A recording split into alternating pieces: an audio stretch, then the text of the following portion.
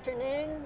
We're at the South Carolina AgriBiz and Farm Expo in 2015, and joining me this afternoon is Charles Rogers. He's with Rogers Brothers Farms, and they are located Hartsville, South Carolina. Hartsville, South Carolina, and you have one of my favorite commodities. But I guess it's everyone's. I met Charles yesterday at the exhibit table over with Gillespie's Peanuts.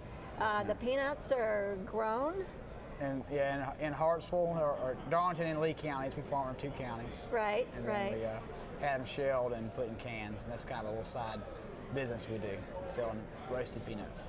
You know, it's really nice to see the young people coming up into the farming business and staying with the farming business. Is that something that you intended to do when you went off to school? Yeah, I guess I always, after school every day or during the summer, me and my brother both worked on the farm. We lived on the farm in the backyard, and so we did. Never really thought about an option to do anything else. It wasn't mandatory, it's always what we wanted to do, both of us. So. And did you both go to Clemson? No, I went to Clemson and my brother went to NC State. Okay, so, okay. Yeah. So the twain shall meet. Yeah, it's not too bad of a rivalry. Oh no, no, and it's good to have a one Clemson guy here. Amidst many, but also they're from many other schools here. And I'm curious. Do you find as a young farmer you're one of a few, or are you seeing more growth in that area of friends that have come back to the farms? Yeah, I have a few friends, who have come back, and have a few friends who don't have a farm or are trying to farm, but there's a lot of farms that don't have successors for sure. Right, right. Is that something that was planned in your family, or did it just never had to happen because you already knew? It's just natural, I guess. Yes, ma'am. Yes, well, does seem like an important aspect of farming that you have a successor there. And while we're golly gee, one of my favorite, the chocolate covered Gillespie's Peanuts. And this is the side business, and Gillespie is named after my mother's maiden name. Okay. My great-grandfather, my grandmother's father, was a farmer, a cotton farmer, and my dad lives on the old Gillespie farm, and that's his first name also, Gill.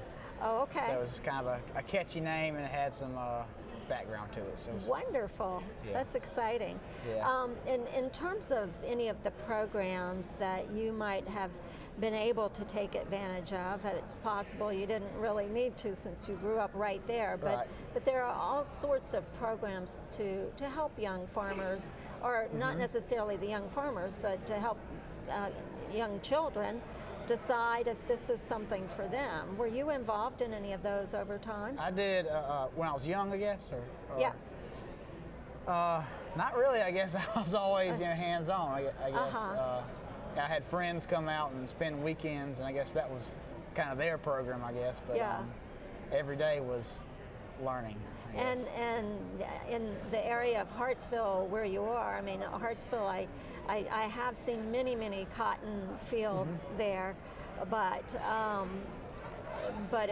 there's also some, I want to say a metropolitan, there's a commercial area, and it's a town or a city that I'm wondering if a number of your friends that came over were not farm boys, and what sort of experiences they may have. They were, I had the house everyone wanted to come to, so we had four-wheelers and horses and land to go on and ponds, and they lived in town. It was always a fun experience, just watch them react to things that I was so used to, and they were so shocked by, I guess. Oh, that's nice. I mean, it's nice to be able to be the go-to home. So in terms of what you think about for the future, now that you are in the business world, are there areas of concern or areas of hope that you have when you think about farming in the future?